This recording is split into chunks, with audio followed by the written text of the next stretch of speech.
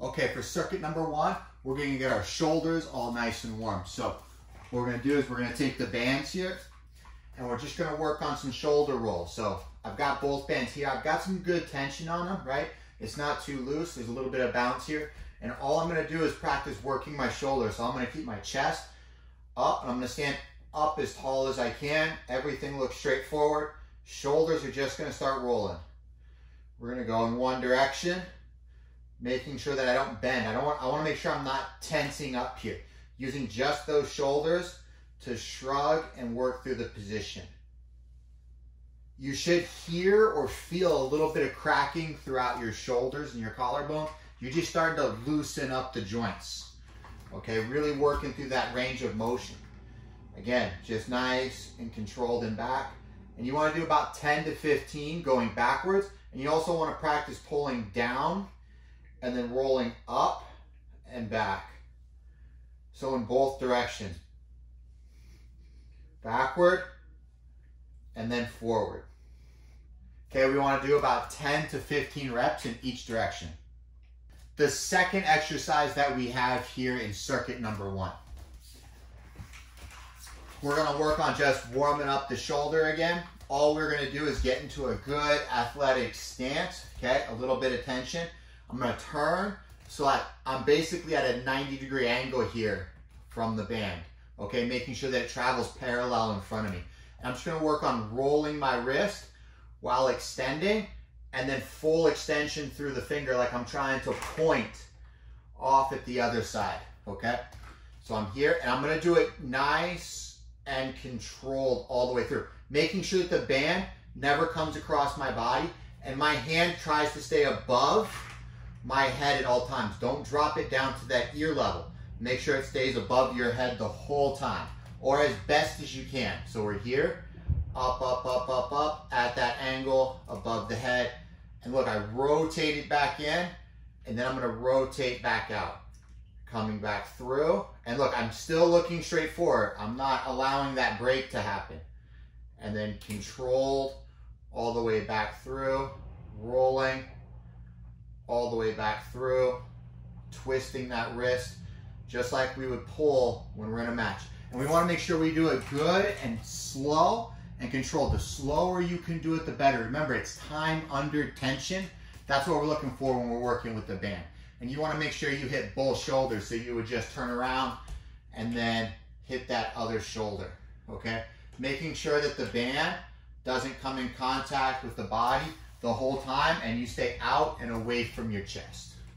So now let's take a look at exercise number 3 in circuit number 1. So for exercise number 3, we're just going to do some Ys. Okay, we have the band here with a little bit of tension. I have like a kind of a comfort zone with the band because I use it all the time. I just know the distance I'm looking for. And what I want to do is I want to stand straight up and then I'm going to rotate hands in and then I'm going to open with my pinkies going out and making a Y, okay, up at the angle. So down and open, making sure that I don't lean back for power, okay? If you go back a little too far and you feel like you can't get your hands up and back, that means you need to scoot forward, okay? You want to make sure that your hands can pass your head with the tension of the band, okay? So don't be afraid if you start off too far back and you're like, oh, I can't do it. Scoot forward.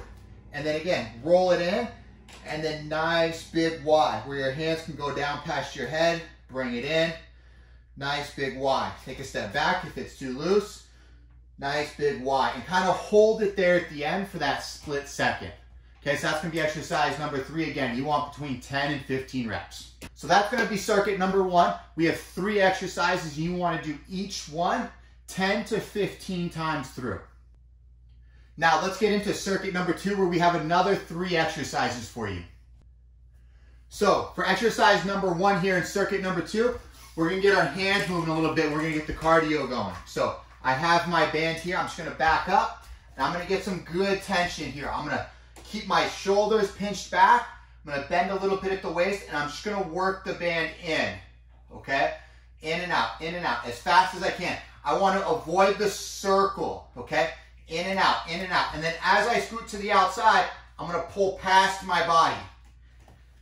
Into my body, past my body. And I'm just gonna rock back and forth, doing 1, 2 to 3 of each pull. So 1, 2, 3, change. 1, 2, 3, change. 1, 2, 3, change. 1, 2, 3, change. 1, 2, 3, changing. Okay, and there's no rhyme or reason really to the 2 or 3. It's just a good rhythm for me to keep going so that I can move constantly through it. And remember, we want to rock our bodies as we're doing it. So here, do a couple, to the outside, do a couple, back to the center, back to the outside. And you want to make sure you can always keep that band moving, okay? And keep the rhythm with the band, okay? You want to make sure there's always tension. The less flopping of the band, the better. Keep it tight and keep it taut. And really try to get it moving. Okay? Shuffle back and forth and really get those arms firing. You get your heart rate up. Now for exercise number 2 here in the circuit, we're going to add exercise number 1, but with our feet too. We're going to move as we're doing it. Okay? Remember, for exercise number 1, we're rocking back and forth as we're pulling. This time we're going to add a shuffle. Shuffle. Time the sweep. Shuffle, time the sweep. Shuffle, time the sweep. Notice I'm pulling in and pulling past. Like I want to hit that kochi and drive through my partner. Boom, drive through my partner. And I just lock it in. Lock it in. Getting that rhythm. Getting that rhythm. Boom. Okay? Now to add a little bit of tempo to it, I'm going to back up. I'm going to get some tension on the band. In and out as I'm shuffling. Time, bang. Time, bang. Timing it. Timing it. Making sure that my right hand, look, the band is crossing my center form as I'm pulling it. Keeping everything in right position. My hand's not dropping low to pull it into my waist while this one pulls up. I want to keep everything in line. Pulling up high. Pulling up high. Pulling up high. Because remember, when I do that kochi, this hand is supposed to be under that partner's chin and driving straight through. Boom. Boom. Boom. Okay? And we're just working. We're just working. Okay? And you want to do that for about 30 seconds. Okay? It comes out to about 15 or 20 complete reps. Now, for exercise number 3, we're going to get some explosive power built up into our legs and into our core where we're really turning and firing into that position. So the movement's going to be this. As I shuffle to the side, I'm going to step and I'm going to throw and I'm going to stand up as tall as I can. And I'm going to hit my partner with kind of like an ippon kochi fake. Shuffling to the other side. Big pull up. Hand goes underneath and I lock it. As I throw that sweep and I balance on my one leg. Boom. And I balance on that one leg. Shuffle. Balance. Shuffle. Balance, okay? I want to make sure that I'm not stepping. It's not a step. I want to practice that sweep and making sure that that leg is engaged. Leg is engaged, okay? And what that's going to look like is this. Get the band all squared away here. Now, we're ready to go. I'm just going to shuffle. Bang, bang, bang. And you want to throw your weight and hit that end range as hard as you can to really practice that explosive movement. It's not just turning and like loosey-goosey kind of throwing your weight around. You want to make sure you are getting the most you can out of the exercise, and we're working on that explosive power right now, okay? So we're shuffling. Bang, bang, bang, bang, bang. And we're throwing our weight through the throw, and you want to do about 30 reps, 15 on each side. Now, here we go, the final circuit, circuit number 3. It's a single exercise circuit, but it's probably one that's going to make you the most tired. So let's grab the band and get started. So here's my band. Now for the last exercise here in circuit number 3, it's important that we do the full range of the exercise, okay?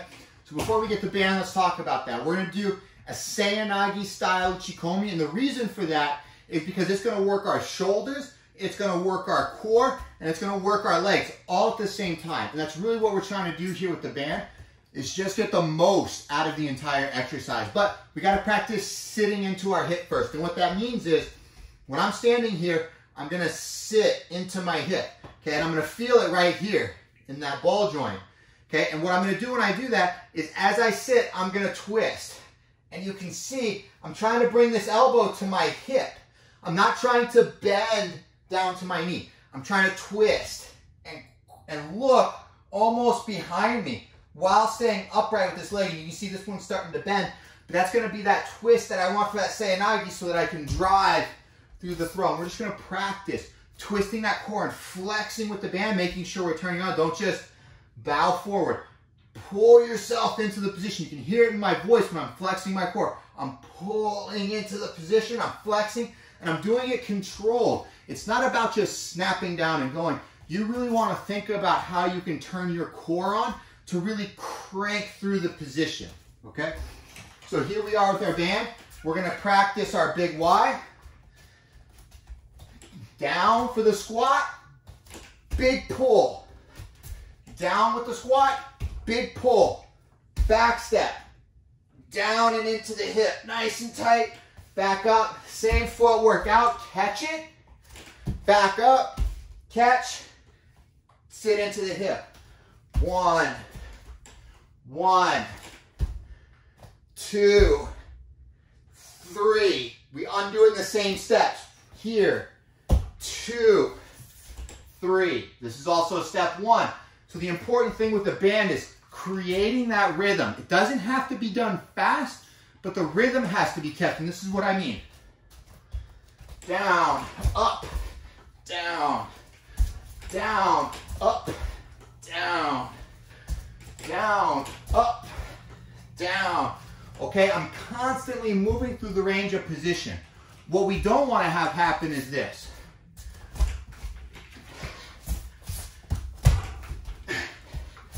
Where like you have this aimless motion here with your body that's not doing anything. Get into a rhythm. Bang.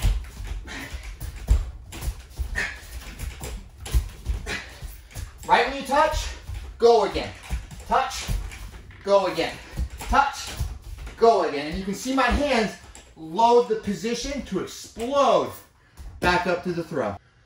Well, there you have it, guys. There's my circuit for you.